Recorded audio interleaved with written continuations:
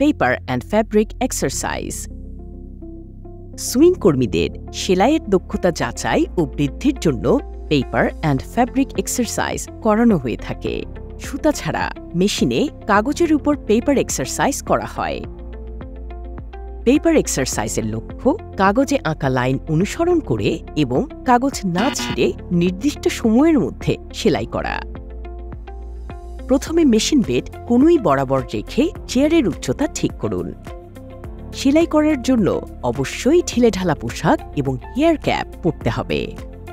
এক্সারসাইজের প্রথমে উভয় পা ট্রেডেলের উপর রাখুন এবং ডান হাঁটু নি লিফটের সঙ্গে লাগিয়ে রাখুন।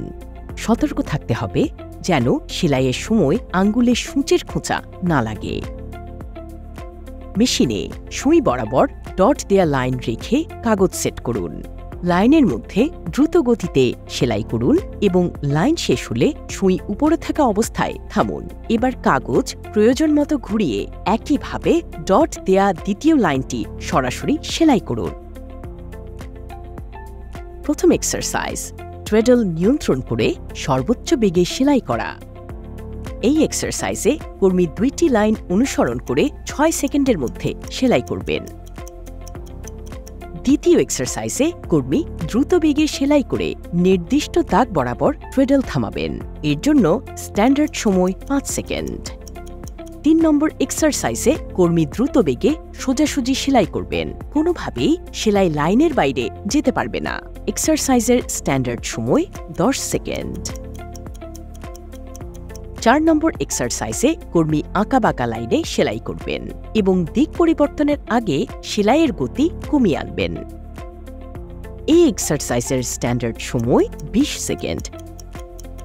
5 নম্বর এক্সারসাইজে কর্মী আঁকাবাঁকা লাইনে 6 সেকেন্ডের মধ্যে সেলাই করবেন।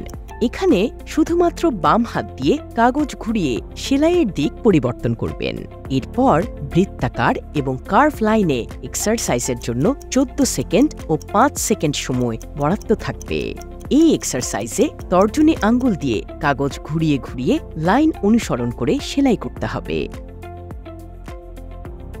ফ্যাব্রিক এক্সারসাইজে সুতাসহ মেশিনে কাপড়ের উপর অনুশীলন করতে হবে। 1 নম্বর এক্সারসাইজে কাপড়ের উপরের আঁকা লম্বালম্বি দাগ অনুসরণ করে সেলাই করতে হবে। প্রয়োজনে সেলাইয়ের সুবিধার্থে কাপড় বারবার ঘুরিয়ে নিয়ে সেলাই করুন।